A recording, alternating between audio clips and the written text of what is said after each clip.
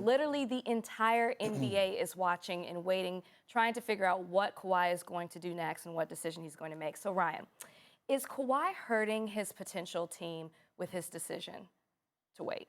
He absolutely is. And he deserves to, in the sense that he won the NBA championship. After everything he went through in San Antonio, there's nothing left that he would have to prove to the basketball world. So right now, listen, man, Kawhi Leonard is strutting his stuff, big dog. Hey, Damon, he's letting everybody know, listen, I'm the man, I'm the king, I'm the captain now, I'm in charge. But here's the reality.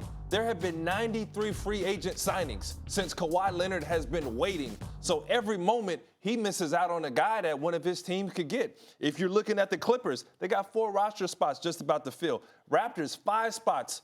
Your Lakers, 10 spots Why to is my fill. Lakers? Because LeBron is there. That's why your Lakers. That's LeBron's why. my guy So and everything. that's the reality. Yeah. And you're missing out on guys like Brook Lopez, Thaddeus Young, Jeff Green, Trevor Ariza, Ed Davis. These are valuable role players that maybe there could have been some negotiating, some talking to get them to slide over to one of those teams that he signs with. So the longer he waits, obviously he does hurt the team. Well, I'm going to say no in this instance for the reasons you said on yesterday. If I drop Kawhi Leonard somewhere, my chances of winning the NBA championship goes through the roof and goes way up. And if that's the case, who cares if we have to wait? Because there are free agents that are going to be out there after he signs. And if you can add a 3rd tier or 4th tier free agent to Kawhi Leonard, you said on yesterday that that's going to get you an NBA championship or get you right there on the cusp of doing so. Here's the reality, though, D. Jones. This is, I don't want to say my issue, but with the confusion, I'm going to have to call this bluff right here. He knows where he wants to go. There's no question that Kawhi knows. As a player, as a billion-dollar decision that he's going to go out and make, he's made it a long time ago. Now, I'll give the reality.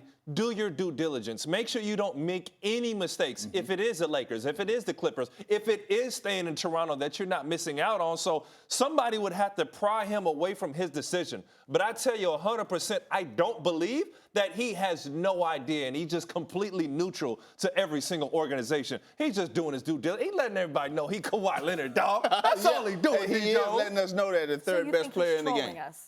That's what you're saying. There's a level of Kawhi and Uncle Dennis going out and letting you know, hey, man, this is our time. This is our time. San Antonio, you guys didn't believe. Jordan Brand, you didn't believe. Nike, y'all didn't want to step forward. It's all New Balance, baby. I'm just saying, as a good president and GM, Rachel, you have to have a contingency plan, okay? So if Kawhi doesn't come, you got great stability with the Clippers. They'll put something together. You know what I'm saying, and go to next year.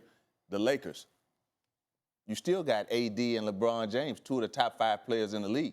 We're going to be able to get somebody to come in here, and we're going to fill this roster out, and we're going to do good, okay? Toronto Raptors, your squad. You like them a lot, okay? Kawhi. If he leaves Toronto, Kawhi. If he leaves Toronto, Masai Ujiri has been known and regarded as one of the top presidents in this league.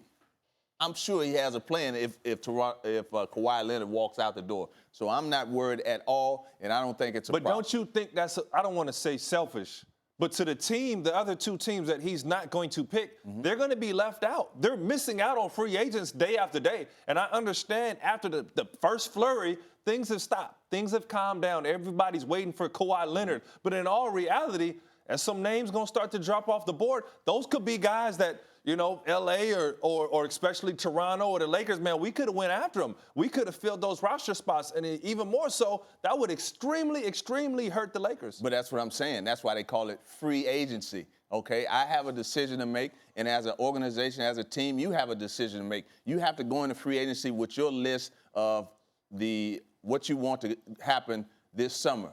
Who's your top guy? Who's your second guy? And as those people fall off the board, you have to have a contingency plan going down to the end to make sure your team is I'll give you an example. For the Knicks knew they didn't have a shot, but it was the smartest thing for them to say, you know what, let's move forward, get these guys off the board that we can sign now and not wait for Kawhi because you know you're not getting them.